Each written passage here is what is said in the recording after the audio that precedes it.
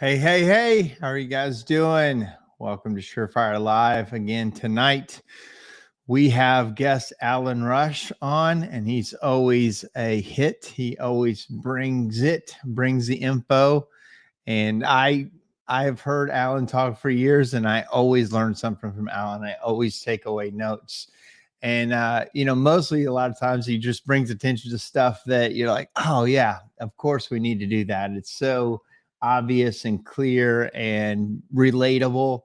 And I know Alan was just on Tim Reed's show. I just heard his he probably recorded it before, but he's going over Tim Reed's 7 steps. So it's so neat to see Tim Reed and Alan work together. I think we're going to have Tim Reed on because these guys are going to cover some really important things that we all have to know and that we should be doing and we should be teaching our technicians. But how you guys doing tonight? How's it going? I know most people have entered into the busy season. The cold snaps have hit.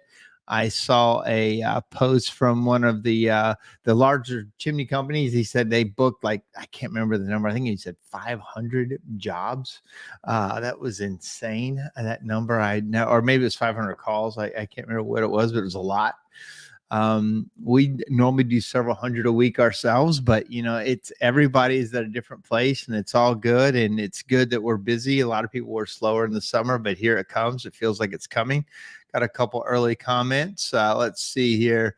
Fred says, good, busy. And he said he loves it too. So, hey, Fred, I don't know why I say that. It's Ferdinand, my man, Ferdinand. So anyway, cool. All right. So guys, two-way conversation, as you know, the more conversations, the better. The more you ask of Alan, the more he'll give. And he's a very giving person. So please make this a two-way sided conversation. And we will bring Alan on now. Hey, Alan. Can you hear me? What's up, buddy? Uh-oh. Hey, how are you? Yeah, can you hear me? Yeah. Oh, I know you're sorry. in a hotel. Hotel life, right? Hopefully I'm not lagging too bad. Yeah, it's a little bit glitchy. I'm a little worried you're totally frozen right now. Okay. So we will do our best. Can you hear me okay? Uh-oh. Uh-oh. He's hurting. Yeah, let me change something. Okay. You're still a little bit grainy, and I know the hotel is always suspect. All right, I changed to low resolution. How is that any better? It's low resolution, but I can hear you, and that's the main thing. All right. If worst case, I'm in hotel internet, I can switch to my hotspot. We'll give it a shot. So blurry's better for my face. It kind of works. Well, thanks for joining us tonight. Tell us, most people know what you do. Most people know who you are. But for those who don't, tell people, who is Alan Rush and give me a couple minutes of what you do for businesses. Yeah, man. Oh, thanks for having me again, man. You're a good friend, good bud, good partner. So who's Alan Rush? Wow. So the last 12 years, I guess ever since I met you, I became into the chimney world. And pretty much my day-to-day, I have a company called Rush Profits, and I do business sales training. Basically, I work with companies to identify gaps in their sales process with their sales individuals, people, systems, and processes, right? Those are the three big things that I work on, and just really help people be more profitable, make more sales, get them to that next level. And then, we're partners in SureFire together. I have a weekly sales video series. I do a lot of keynote speaking and just overall, basically helping people with people, systems, and processes when it comes to customer service and sales. So I'm glad you said that Tim Reed thing was out. I hadn't even got a chance to see that was released yet. So yeah. I'm looking forward to that. That was a fun podcast. I saw it pop up on my subscription today. Cool. Haven't had a chance to listen to it. I listened to the first part of it, and then something else happened. He was talking about you and talking about, people, because Jonah Lindley, our guy that manages Knoxville, was on last week, and then you're on this week. So it's great. So talk about your video series real quick. I know I know you're not on here to promote your stuff, but in a way, Sure. it's so helpful. We subscribe to it. Talk about what you do there. Yeah. So if people ask me all the time, how can I work, you work with my company, and I give them the same answer. Well, get on the list and I'll see you in a couple of years kind of deal. It's kind of like literally 2024 is booked out. We've talked about this, a million times. I've created an unscalable business the way that I have it now. So one of the things that I do for people is I've started taking all my content and putting it into little 5 to 10 minute bursts of just information. And I release those every week out through SureFire. It's kind of a separate subscription, but it's basically called the Monday Morning Meeting Minutes. And we're up to episode 109. I just finished recording this week. And it's just everything from sales, customer service, objection handling, how to handle certain situations, financing, insurance, chimney fires, prefabs, masonry, exterior, selling water packages, how to get the most out of everything. And it's just, the idea is just one video, 1 week, 5 to 10 minutes, make that the core focus for your company for that week, and then rally around that. And so yeah, it's been amazing. Like I'm just blessed at how many people are taking advantage of that. For years, I used to not feel like I needed sales training. I felt like, hey, I communicate well with the customer. I'm not trying to sell anything. I do good. I'm busy. But what happened for me in my company was once I kind of moved out of the field, and then that handoff and the handoff and the handoff, all of a sudden we weren't selling as much. We weren't, those guys hadn't had 20 years of experience. They had 2 years of experience, and they were saying different things. And we really kind of stopped getting the results back. And then the aha was when you hear them speak in the field or in the home, you're like, what? Like, or why did you do that? Or why didn't you say this? Or what do you mean like, that's the breakdown that I think you hear, because you ride along with people and you see, where the rubber hits the road, what the owner may think and what the technician does. Talk about what you see out there when you're literally riding with all these technicians. Well, I've seen quite a bit. I need to go back and do the math. I mean, thousands of ride-alongs for sure, and maybe 5,000 plus at this point. And so, the fascinating thing is, it's rarely that I'm bringing a ton of new information, right? I think that's important. It's like, I have people say, golly, man, I literally did a weekly video on this. I was like, I just told my guys that 2 weeks ago. Like, and they didn't, like, they just ignored it. You told them today, and they're like, hey, Mark, that's a great idea. It's like, what are you talking about, right? Sometimes just the source itself and in their, are they ready to receive the information? But the most amazing thing that happens in a ride along is when we identify things that people don't realize that they're doing, right? When you do something every day, 2, 3, 4 times a day, weeks, months, years, like you become robotic, right? You become, this is what I do. It's another, just another appointment, one more number. And then I point out things like, hey man, A, B, and C. They're like, wait a minute, I said that, or I do that. I didn't realize that was even a thing. And so just sometimes getting people to look at what they're actually doing, or to undo things that they realize, man, I would never do that intentionally if I knew I was even doing that. Yeah. I think that's huge. And then the other thing is just letting people realize what's possible. I think, I get guys, some people, I know this is crazy and hard to believe, but some people, they don't want to ride with me. They're like, I'm pretty happy where I'm at, man. I'm like, I feel like I got this sales thing down. I'm pretty good at what I do. I don't need the sales coach to come in and change me, or or they say, I don't want to sell anything. Yeah, I don't want to be a sales guy. And like, if you have been through any of my classes, my entire classes, in order to sell, you have to stop selling. So if anything, I teach anti-sales. But when people tell me they're happy where they are, and let's say they're a $700,000 sales guy, great average probably for our industry. And I tell people, like, would you believe that I've got 5, 6, 7 people that sell $3 million a year doing 3 to 4 sweeps a day? I'm not even talking about estimates. I'm just talking going out and doing sweeps. Like, what would your pay look like if you went from 700,000, which you're happy with right now, to 3 million? And similar markets, similar number of appointments. So don't you think, like, literally what would happen if you could literally quadruple or 5 times your income? What would you be able to do for your family, for, just fun, all those kind of things? And it's almost mind blowing to people who have set their own ceiling, right? And Well, then they just have to, they first have to agree that they want help, and they're not yeah. as good as, not as good as they think they are, they're open to learning. And once they're open to learning, then magical things happen, right? A lot of times it is how they communicate with the customer. Like you said, you don't like when we do role playing in my company now, a lot of times something pops out and or you listen to it and you're like, did you realize you cough all the time, or you say a phrase all the time, or you say awesome all the time, or do something that is, you're like, why do I keep doing that? Because you actually don't even hear yourself doing it or realize you're doing it. And that's where you can kind of point that out. But on top of that, how you communicate to the customer, because we're all selling basically safety or maintenance. Like, you're trying to not ruin what you've got, or you're trying to not catch something on fire and cause a bigger problem. So how you communicate that to the customer is part of your job. Because you think you're great at it, but the customer doesn't understand what you're saying. If you use all the jargon in the world, and you say flue tile and draft and crack tiles and crown, and all the jargon that we think everyone understands, but they don't.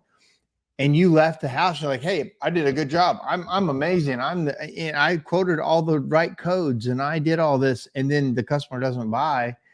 Like, oh, well, they just weren't my customer, but you didn't really talk to them. You talk to them for yourself a lot of times. Can you talk about jargon when you're in a home and you hear a guy go off on codes or go off on stuff that nobody knows this language that we speak?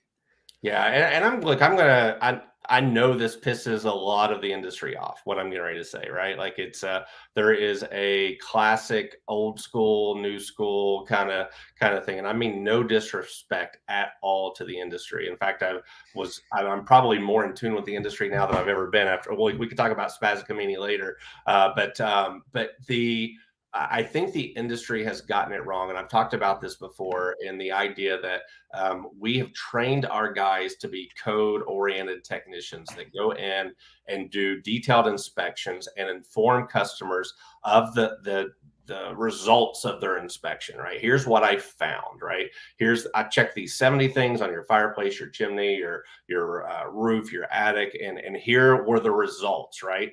Now, these 60 things were good. These 10 things were bad. These 10 things that are bad, you need to do A, B, and C to make bad go good. Here's how we do that. Here's my estimate, my quote to fix these 10 things that are bad. And yes, it's 10 grand, sign here, right? I mean, and your smoke chamber is unparged, your crown is cracked, you don't have a corbel, you don't have a drip edge, your flue tile has mortar missing. I mean, we're talking a foreign language to our clients. And so the thing that, and again, I know this is not a popular stance, is I believe we have to get out of being a technician and get into being the customer's liaison, the consultant, if you will. Don't get me wrong. We have to have all the certifications, all the technical knowledge. We have to be able to identify all the deficiencies within the system. But at the same time, we have to be able to communicate to the customer in a way that we understand why they decided to pick up the phone and call us. What was their problem, right? They don't necessarily always care about the chimney problem or the fireplace problem. They have their own problem. And Yeah. our goal is to find out what their problem is, how the chimney problem relates to their problem, let them know a solution to solve their problem, which usually means fixing the chimney problem. And then most importantly is, if we choose not to solve this problem, what's going to continue to happen, right? What is the consequence of not making a decision today? And so I think as technicians, hey, you got missing mortar, you need to reline your chimney. No, it's, hey, you have gaps in a system that is not allowing your system to perform properly. All the byproducts, heat, smoke, carbon monoxide, combustion products cannot get out the way that we designed them to. You really shouldn't use this for A, B, and C.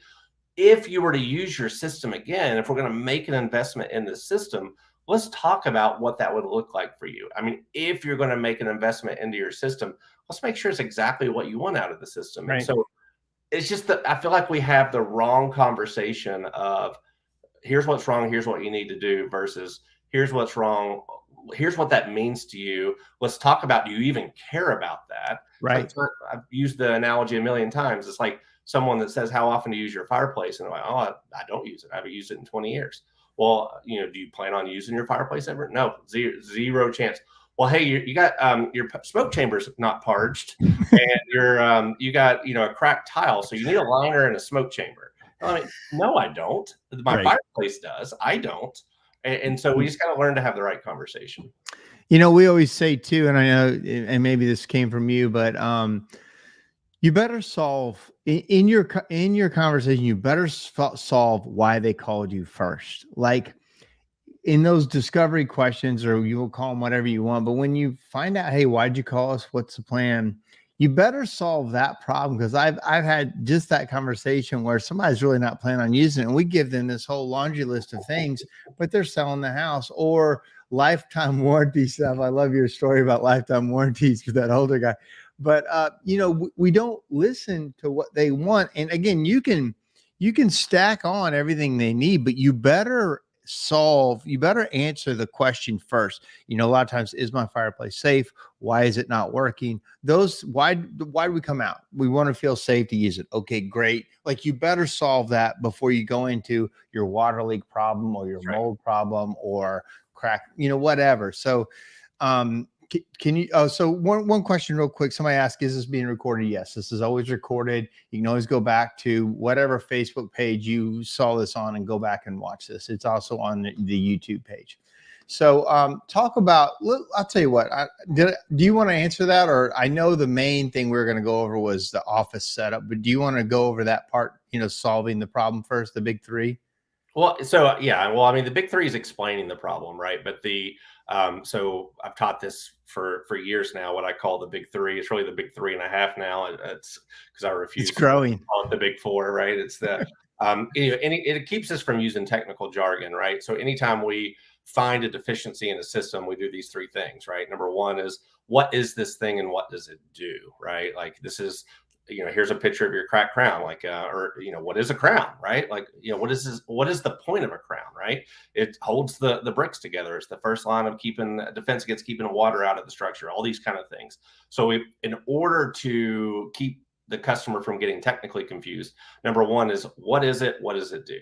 Number two is, what happened to it, right? It's our chance to show our intelligence, our education, to explain to them the importance of the deficiency, right? Your crown's cracked. Maybe it didn't have an expansion joint. Maybe you freeze thaw. Maybe it, it lifted, or it had the right material, you name it, right? So what happened to it? And then kind of 2.5, right? That's the good news is, here's what we can do, right? Or here's the point that you're at. And then number three is, what happens if we don't address it, right?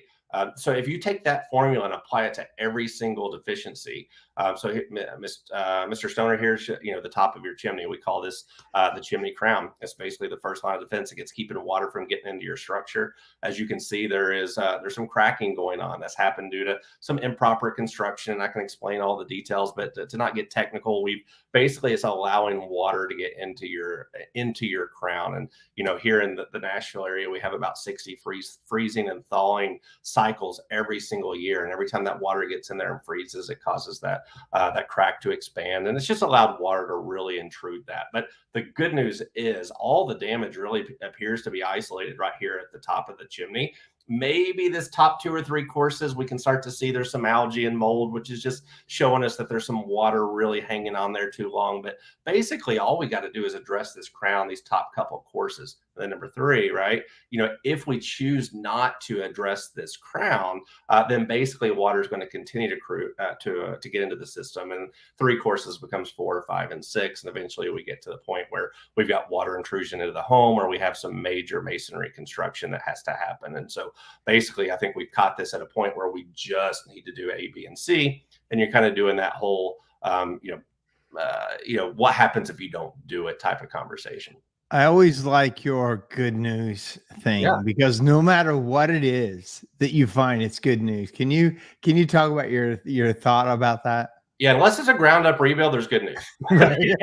You know, it's like even a ground up is like, hey, the foundation's solid. You know, it's there's something there, but it's like, hey, the good news is, we're at the point where we just have to do a little bit of tuck pointing to the top few courses, right? If we leave this unattended, this becomes a point where we've actually got to relay this brick, or we have to tuck point more courses. If it's a 2-3 course rebuild, hey, the good news is all the water damage is isolated right here to the top 3 courses. So all we have to do is relay these top 3 courses. If we choose not to address these top 3 courses, then it's going to be 4, 5, 6. And chimneys never get better on their own. If it's a roof up rebuild, the good news is we caught it to the point where I do not see any water intrusion into the home. Right, I was into your attic. I don't see any staining, molding into the decking of your attic. I don't see any staining in your walls. I don't see really anything where we've got mold, mildew issues that would require any type of major remediation to happen. So all we need to do is really address it from this part up, and then we're going to be good to go. If we leave this unattended, now we're into the home. Now we're below the roof line. We're below the flashing. It's a much bigger repair. So always finding that way to let them know that, hey, yeah, it may not be the greatest situation, but if we don't take action now, it's certainly going to get worse. And probably you also do a similar thing with trying to find the right things in a fireplace. You go through and you say, hey, these measurements are good. You've got a good hearth here. You got this. Yep. These things are good. And then it helps you lead to, because we're in the bad news business, as we say a lot of times. And I think it makes it so that you're not just given a laundry list of all the bad things. So can you talk about that a little bit? Yeah, I think it's the difference between an estimate and an inspection, right? An estimate, hey, if you call me for a very specific reason, I'm going to basically go over all basically you're calling me for the symptom. I'm going to go over what that actual problem is, all the things that you need to do. But if you call me out for an inspection, right? Is this okay to use? I just need to get it cleaned. I used it 2 or 3 days ago. In my knowledge, everything's fine. I think our industry is failing our customers by, when we get to the end, we don't do the inspection review. We just tell them all the problems we found and we tell them what they need to do, right? This is wrong. Here's how much it costs to fix. It's basically a paid estimate. And so I'm really encourage all of my customers to, if a customer's paying you, and you need to be charging well for your inspections, right? Let's just say you charge somebody $300 for an inspection. If you charge someone $300 and you sit down with them and just tell them the 3 or 4 things that are wrong and what they need to do, and here's my estimate, man, that's such a disservice for that $300. You need to sit down and say, look, I looked at 70 different things. I got in your attic. I got in your crawl space. I got on your roof. I did all these things. These are the things that are correct. These are the things that are not correct, right? You mentioned specifically, I love that picture of the front of the fireplace, right? I looked at, your hearth extension. It's out, the 16 or 20 inches. I looked at your profile. All the combustibles are good. I looked at how far your mantle is. I looked at your fire brick, your lintel, your profile, explaining all those things. All this is great, right? And that way you're not just delivering, like, I'm here to find these problems and charge you a bunch of stuff. I'm adding a ton of value to my inspection, showing my expertise as to not everything's bad.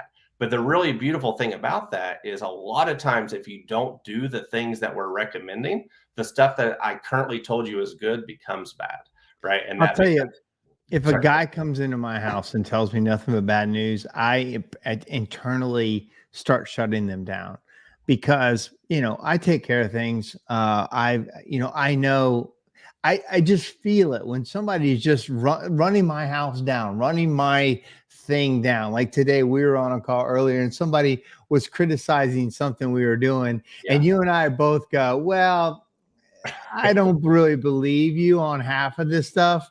Yeah. And we felt that thing of criticism or running something down that you might have pride in. A lot of people have a lot of pride in their home. And therefore you come in and you start nailing them on that. There's a moment that just, you turn that off. You're like, hold on, man, hold on.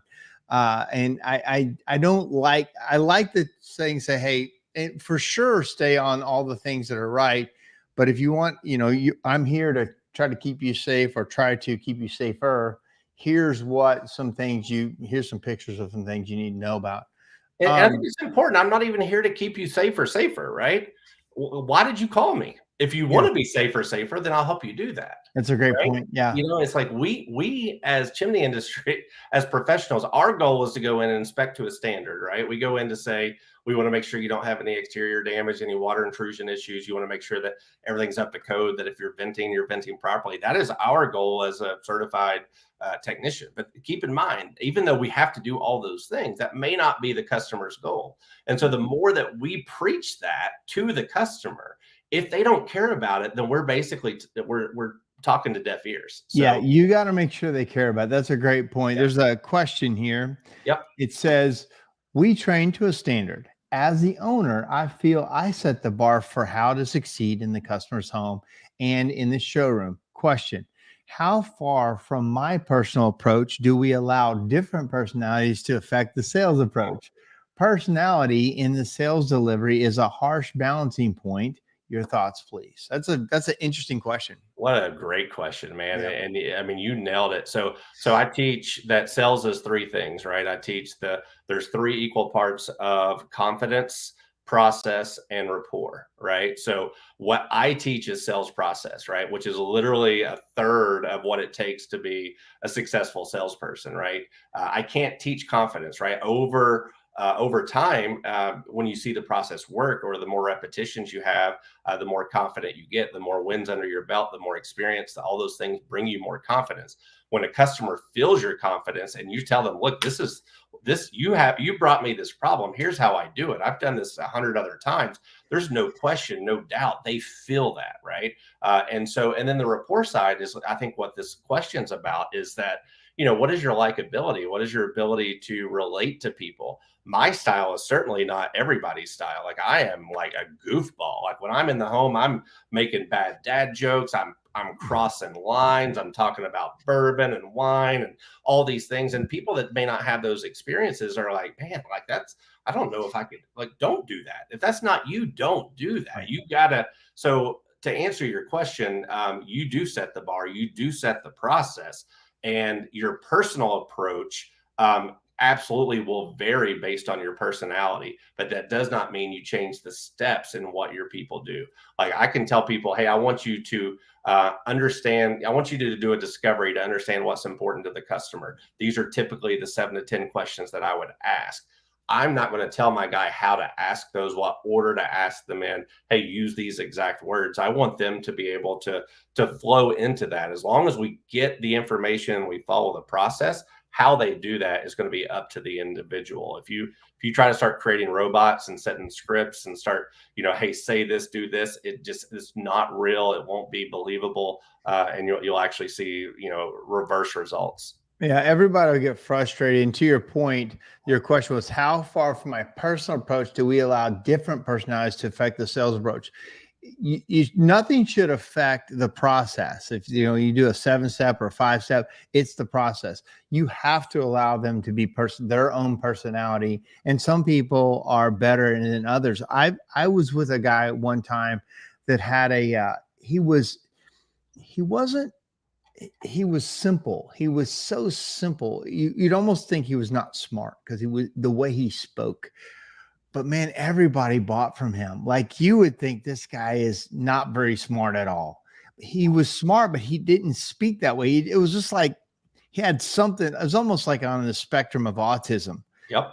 But he could sell anything to anybody. And we know another guy, Lynn. I won't go. Yeah. He is on that scale, but he is probably the wealthiest carpet cleaner I've ever met in my life, because he speaks to you in a weird way, but you're like, oh, he's the guy. He's weird as heck, but he knows what he's doing. So to your point, I can't see who asked this question. I would not try, unless they're off-putting or really doing something wrong. Let them have their personality, but work inside a system that you approve. Yeah, and I'll give you an example of that. I was just with a company, man, literally, and if the person's watching this, they're going to know who they are, and I'm not going to call them out, but could not be more opposite than I am, right? I mean, this person is straight to the point, hard, like in your face, direct, like a little bit intimidating, like just, I wouldn't want to meet him in the alley kind of guy, right? And this dude sells $3 million a year, and he, bless you, I think last year he did 3.1 million, and could not be more different than I am, but follows every single step of the process that I teach, and will tell you that one of the reasons he sells that is because he does this, but he delivers it in such a different way. It's amazing to see, and so. Yeah, I think it's one of those things. Keep the process, let the person be the person. Yeah, great question. Thank you for that. More questions, more the better. More questions, more better. No So better. you and I were talking before the show about so we talked about marketing and another thing we were in, and then it was brought up that okay, the marketing works, the phone's ringing, and now what happens? The setup in the office to the technician, the setup with the customer, the expectations. And I know you said you actually have a course or a class on this. Can you talk about, for those people who are talking about their office, like how important or what that's like, to make sure you made the most of all the marketing money you spent, you got the phone to ring out of all the people. And sometimes in fact, that when you used to work for another company, you found that you were on the marketing side, we're making the phone ring, and it falls down when it comes, like, all the way from not having the phone answer to answer crudely to, like, can you explain that process? Yeah, we could literally spend hours on this, but there is a course I did on SureFire that's actually a couple years old. I probably need to update it. Called "Think You Have Phone Skills." Let's see, that you can basically goes over my high level phone answering program. But basically, that there's three things that a customer wants to know when they call you. And if you're watching this video right now, if you're a certified company that is investing in training and taking the time to watch these podcasts, I will assure you that you're losing two of those three right from the rip, right? So a customer wants to know, hey man, do you do it? Yes, I win that, right? Then the next thing they're going to want to know is, how much do you charge to do that? Uh-oh, I definitely lose that because I'm way more than other people in my market. And then they want to say, hey, when can you get here? Uh-oh, I'm definitely going to be out further than someone else jucking a truck that can get there earlier. So you have to accept that that I'm going to lose two of the three. And so it's the phone person's job to get that individual who is calling off of their agenda, because studies show that an average person calling a new company that's not a referral and not a specific Googling a specific company, they're going to call 2.5 companies, right? And they're going to make those exact same three questions, right? Hey, do you do this? How much do you do it for? When can you get here? And if you know that you're going to lose two of those three and you just answer the customer's agenda, then you've lost, right? They're okay, thanks so much. I'll get back with you. I'll call you later. Let me talk to my husband. All those things that that basically just says, I've lost that business, right? Okay, well, thanks so much. And so we have to get the customer off of their agenda onto ours, because in their mind, I'm calling a chimney sweep. Every chimney sweep is Mary Poppins. All I'm doing is having someone run a brush up my chimney. Like why would I pay someone $400 when this other guy says he would do it for $100? And so we have this very short timeline, really 60 seconds, right, to get the customer off their agenda onto ours, explain our value prop, and let them know the difference between what we do versus what someone else does, so that when we get that price objection or they bring up price, they almost feel silly for asking it. So the next thing that you need to remember is that people only call for two reasons, right? The two reasons they call are, do you do this service? And number two is, how much do you charge for this service? Those are literally, if you took unless it's a sales call or something, a vendor or something like that, every opportunity call is going to lead down one of those two paths.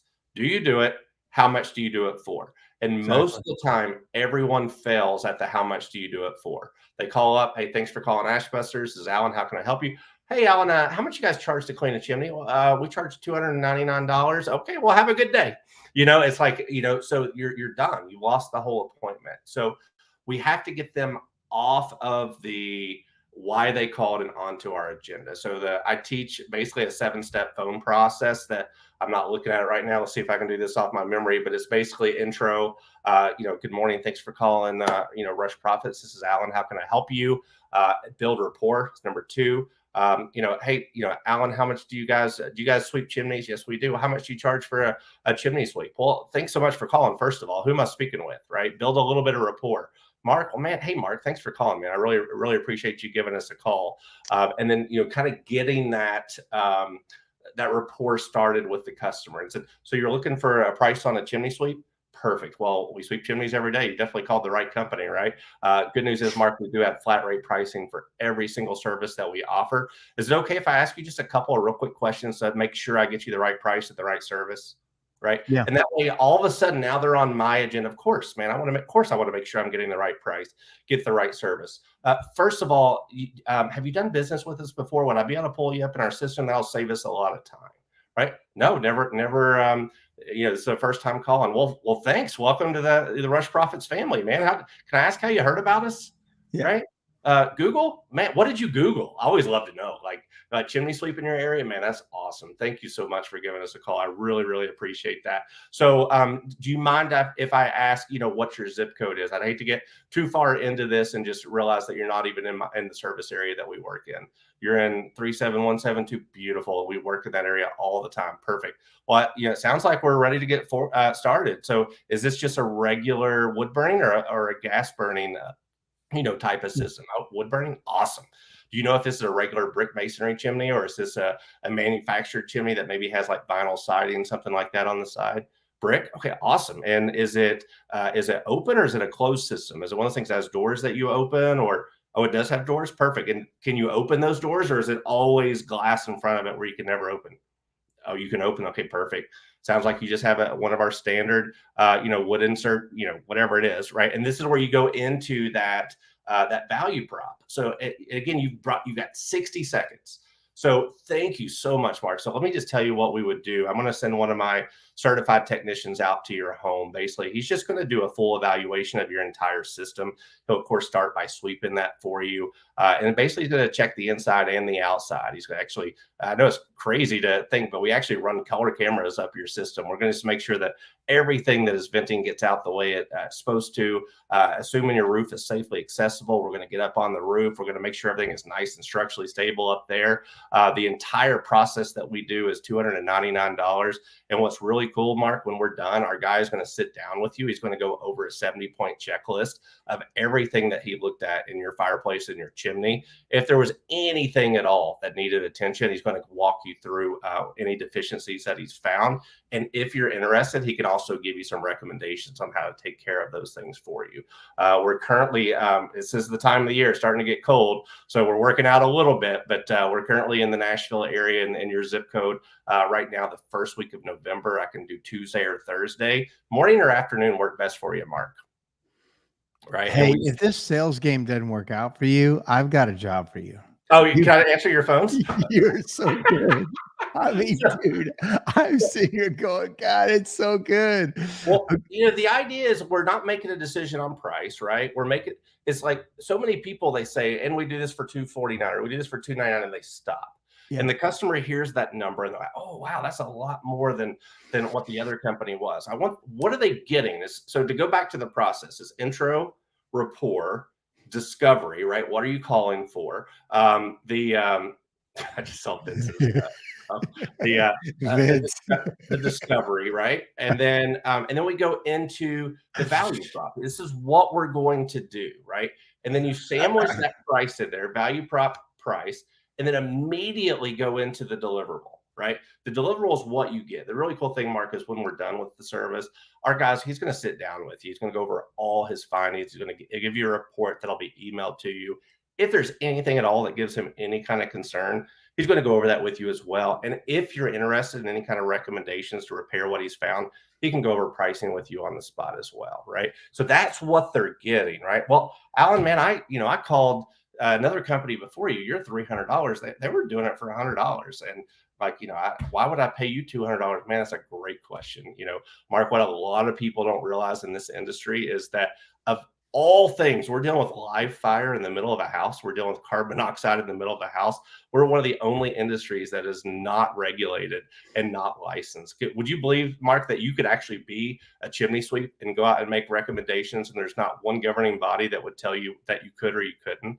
That's kind of scary. So no matter whether you choose my company or you choose another company, whatever you do, just make sure they pass some sort of certification, right? That's the only way that you can know that they have all what we call the IRC, the International Residential Code, the NFPA, you can kind of go through all this stuff. The only way that you know that that person that's coming into your home and telling you that it's okay to use your fireplace is if they have one of those certifications. Our team goes by the premier, whatever that is to you, CCP, CSIA, and CSG, NFI, Fire, whatever it is that you know that you're going to rank as. Just do me a favor. Whoever you use, just go to the CSIA.org, do a quick zip code search, make sure that the company that's coming out to you is certified. That way that you know that the recommendations that you're getting are the right ones. Because you're right, anybody can run a brush up a chimney. Like you probably could go to Walmart and run a brush up your chimney, but we're doing much more than that. We're going to make sure that if you have a fire in your home, that you can feel comfortable having a fire in your home, right?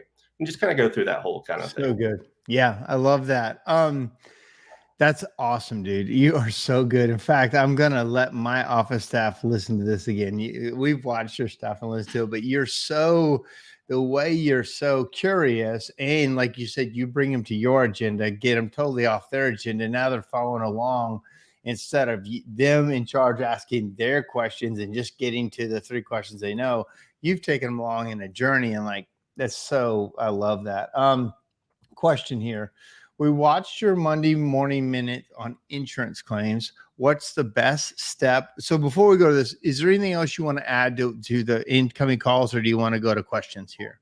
No, I think questions are fine, but I think the important thing, one other thing, and this is, look, it's too late now. Like, I almost hate bringing it up.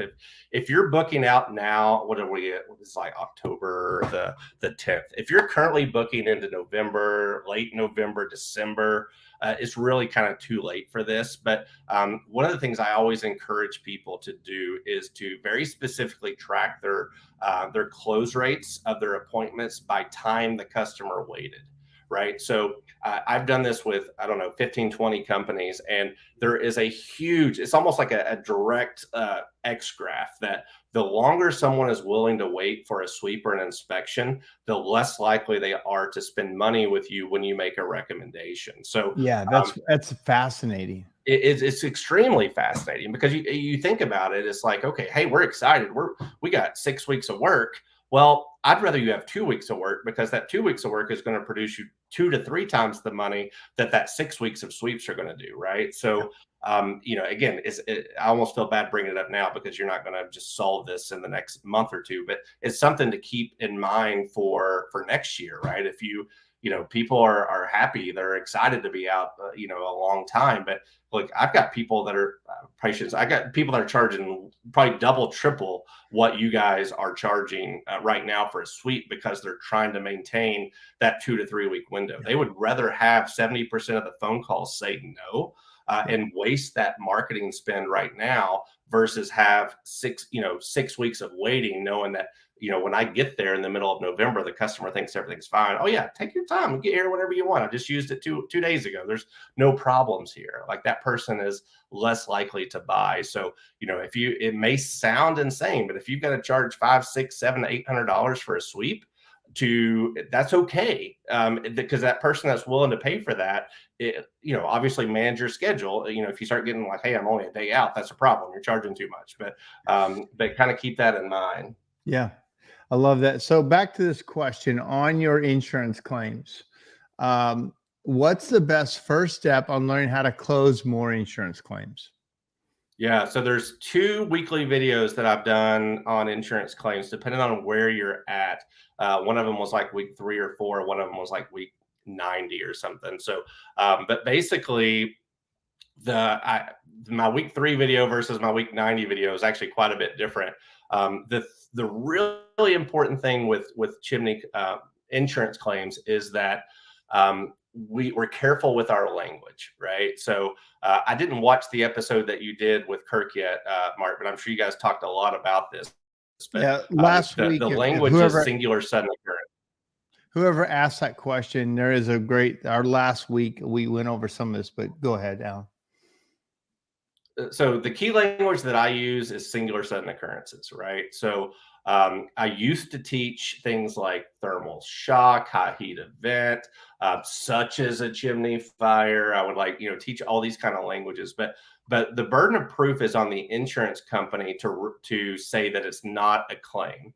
every insurance policy on the planet covers singular sudden occurrences. So it's not up to us to say that it was a chimney fire, it was a thermal shock, it was this.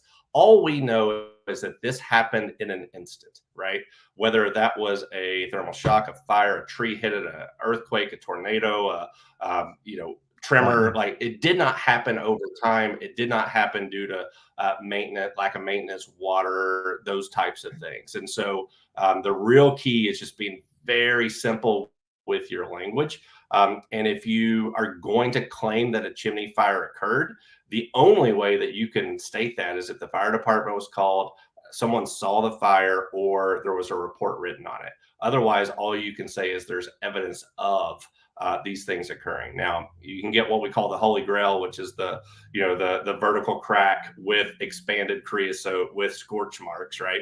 If you get that, you can pretty confidently say that, hey, this is most likely this is what's occurred. But as far as more information on it, my biggest recommendation to everybody is to do it in the home, right?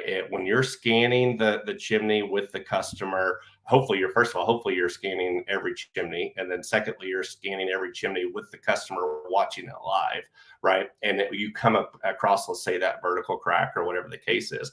Be honest with them. This is most likely that you probably had a chimney fire here, right? Whether or not you know it happened, whether it was in your time you've lived here, someone else, because people want to argue with you when you tell them that it looks like you've had a chimney fire. Oh, I've had a chimney fire. Like I'm not judging you. Like I'm just saying there's evidence that that this has occurred, right? So good news or bad news, depending on how you feel about insurance, is typically you have a system that you currently can't use, but your insurance would typically cover all these repairs minus your deductible if that's something you would like to look at. And you get to the end, it's 15 grand worth of work. Hey, tell me more about that insurance thing because I don't want to pay $15,000. Perfect. And then do it right then, right? Pick up the phone, call the agent, get the claims number, call the claims number, say, hey, I'm Alan. I'm with, Rush Profits. I'm here. I'm doing an inspection. We have evidence that a singular sudden occurrence has occurred. We would like to start a claim. Get the claim number, get the email, have your customer send your inspection report with the photos, all that detailed language with the proposal. Do it before you ever leave the house. That way they're not getting multiple quotes. The claim's already started. And then the most important question that every insurance claims will ask you is, if an adjuster or an engineer is dispatched, would you like the contractor to be notified?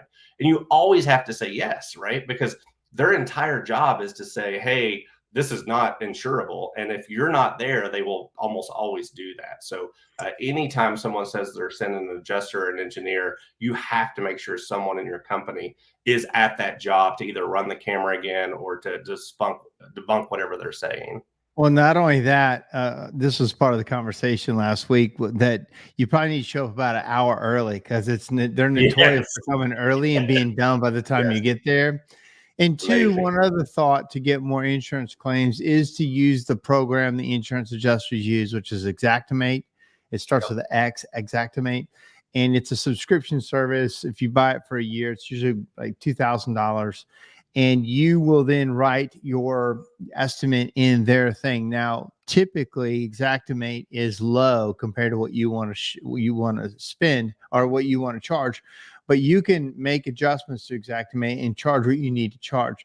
The thing about Xactimate that we learned when we went through it is that the more chimney companies that would use it, the more accurate it will become. It's not trying to tell you how much you should charge. It's trying to tell you an average of the industry using it. So it's pretty accurate on like roofing because they all use it in certain things, disasters and things like that. But chimney guys don't use it. Therefore, our information is super wrong. So I would encourage you to look at, because what happens is when the adjuster gets your invoice right now or your estimate, it's in a language that he has to then translate into his program so that it can be paid or adjusted. When you don't speak that language, there's already a barrier to your approval, to your job getting approved. Or he'll go, hey, I looked at Xactimate and you're way high, I'm going to call somebody else. But if you've used it and you've adjusted for what you need, he's less likely to do more work. You're actually just speaking his language, and he'll like either approve it or won't. So those are a couple ways, great information there on getting more insurance claims. One thing on Xactimate that some people you need to know is that a lot of people are not comfortable breaking down their proposal, right? They're not. Xactimate is the exact opposite. I mean, Mhm. you may have 50 line items on Xactimate. Like, yeah, like if you just put liner 7,000, you're gonna get shot down. But if you put liner 2,000, insulation 1,000, drive time 500, tile breakout 1,500. Two Room people, room 2 hours. protection, tent the room, dust protection, HEPA vacuums. Like literally, you break all this stuff down, then you're going to get the job. But some people are not comfortable doing that. They're like, hey, this is what I charge to do the job. I saw like a funny meme on Facebook. It's like, could you break that down into material, whatever it was, like to do. Itemize it. The guy was like, well, it's 8,000 to do it or 0 to not do it. Yeah, that's my breakdown. Yeah. Yeah. So, Well, good stuff, man. who's We've from got Kentucky? eight, I want to 9 know who's from minutes. Kentucky. Who's from Kentucky here? Because I know Alan was born in Kentucky, and so was I. I was born in Louisville. You were born in Nonsuch, or no? I was born in Flatwoods, Kentucky, home of Billy Ray Cyrus, and went to school at University of Kentucky. So go Big Blue. So I'm curious who that is. Yeah. So let's talk about let's go off script just a little bit. You recently went to Italy. Oh, it's Francis, American champion. Francis. Francis. How are all you? up there in Louisville. That's how you know. Louisville, that's where I was You're born. in the right Louisville. place. If someone says Louisville or something like that, they're not from Kentucky. It's Louisville. And then I think this might be somebody else, but you've been to our office recently. Is this Francis? Yeah, I did a class for Francis and Doug and their team like a month or two ago. So yeah. Great. So let's talk about, and Francis was there. Let's talk about Italy and Spazza Camini real quick to close this out. For those of you that don't know, it's the International Chimney Sweep Festival in Italy, and it's basically a celebration of what was an industry trade where these sweeping boys to sweep chimneys and long hair share. I won't go into it. I've talked about it before, but it's insanely cool. And talk about your experience with that. There's literally no words that I can say that would sum it up, man. It's as close to feeling like a rock star to being famous, to being like the actual parade itself. I mean, you got to imagine, I haven't seen the final numbers, but there was somewhere around 1,800 chimney sweeps from 40 different countries. And there was 35,000 plus individuals that were literally a 2-mile long parade route that it's 10 people deep that are just yelling and begging you just to take a picture with you, to give them one of your gifts, to put soot on their face, to chant USA to you, to thank you, to literally people like tugging on your clothes. Like it was security is like, hey, leave the chimney sweep alone. Like, it was insane, like absolutely insane. I thought being in a Taylor Swift video was the height of my career. I was wrong, right? It was absolutely amazing, man. Just the camaraderie and to talk to all the different countries and to see how they do things, and to more drinking than we never should have done. And, I just think like one morning, like I was talking to you, I was like, what are you doing today? And you're like, I think we're going to go to Switzerland and go to lunch. You want to go? I was like, why not? Let's just get on a train and go to Switzerland. Go to Switzerland. It's an hour away. Yeah. Let's just go have a drink and lunch in Switzerland. So yeah, it was, if you ever get fortunate enough, blessed enough to be able to be a part of it, it's the Labor Day weekend. Like basically, yeah. Mm-hmm. Yeah, like pretty much the first weekend of September, pretty much every year, in this little town called Santa Maria Maggiore. Golly, just absolutely. So Matt Dombrowski, he was there first time. It was awesome and life-changing. It's a weird thing. You can't really explain it because it is all it's immersive. Like you can't just look at pictures and think because it's coming at you from all angles, and the whole town is built for chimney sweeps, which sounds incredibly insane, but it is that. And You've never, there's no like, there's no that I know of profession or trade that is celebrated like that. There's no international, electricians. I mean, maybe there is, but not like this. There's Yeah. lore, there's history, there's tradition, and in this case, there's celebrity for doing something that you've never been celebrated for this in your life most of the time.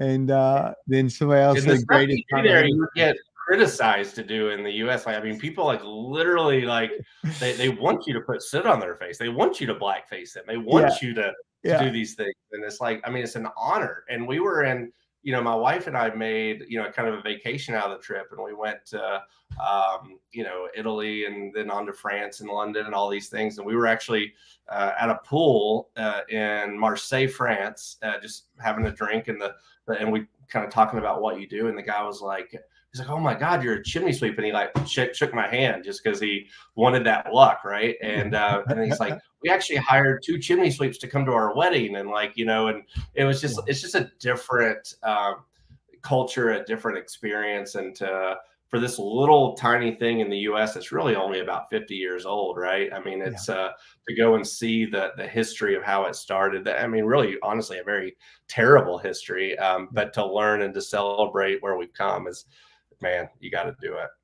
It said to see Alan and his wife's amazement each day was the best. I think it's Francis' greatest time. And then you all get what Spazzacamini is about. Absolutely. And it's neat to see new people enjoy it. And a lot of us have been there many times, and we still enjoy it every single time.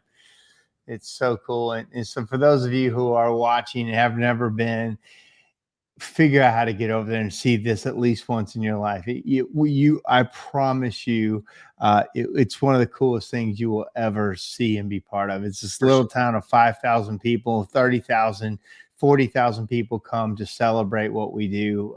And it's just it's so awesome. So, and it's before the busy season kicks off. So, Alan, man, thank you so much for being the guest tonight. Appreciate you. Thanks for having me. Sorry for the crappy internet quality. And it came around. So people that want to reach out to you, Alan is super busy. He doesn't take many appointments, but his email is right there, alan@rushprofits.com. If you want access to Alan, the best way you can do it is subscribe to his weekly, and then stay in touch with him if he has an opening and he can work with you. He is awesome. So thanks, man. You have a good night. I know you're so busy, you're a road warrior, and you took time, an hour out tonight when you probably just wanted to relax. But no, it's all good, man. Just got into Pittsburgh, and we're going to do 3 ride-alongs the next 3 days. But yeah, as far as like live appointments, that's a bit out. But yeah, if you go to my website, rushprofits.com, there's a consultation button. I'm whether or not I can work with you or not, I'm always happy to have a conversation with you and just see if I can point you in the right direction, or at least give you some advice until we can work together. And then, again, you said it, the best thing is if you go to the website and sign up for the weekly videos. They're pretty cheap. I think there's a ton of gold there. There's about 110 weekly videos now, 5 to 10 minute chunks of sales information, a lot of what we're talking about to now and more. And that's the easiest way to get some of my content. And then, of course, our SureFire subscribers, I've got 12, 14 full hour to 2 hour long courses. We just released my 2023 heat shield course this month. So it's basically, I did a 2-hour presentation down in Florida on the entire sales process from walking in the door to the end. So if you want a good overview of what I teach today, that's a nice free resource. If you're on SureFire, just look for your heat shield presentation was awesome. Again, I think you get better all the time. I mean, because you were so bad to begin with. I know. Gosh. But no, it does get better. I mean, we sat there in heat shield and listened to you talking like, man, he's just laying it on. You were on. It was a great presentation. So if you guys haven't seen it on SureFire, he does a fantastic job. And again, we're all taking notes, and it's good stuff. So thank you again for being part of this. Yeah, appreciate you, bud. All right, thanks, man. All right, guys, that's our time. We're hitting right at an hour. Thank you for joining us tonight. And I love the Spazzacamini folks out there that have been there. Scott Scraper, you need to figure out how to get there. You would go insane. You'd love it so much. But guys, it means so much to join every week. and reach out to you and hear from you and try to bring good content. So thank you for joining me and making it so I'm just not talking to a screen. So, all right, guys, hope you have a good week. Stay busy, stay safe, go make that money. Let's take great vacations. Let's live the life. We're doing this. We're not doing this just for the heck of it. We're doing it to have a great life. So let's do this thing. All right, guys, have a good night. Talk to you soon.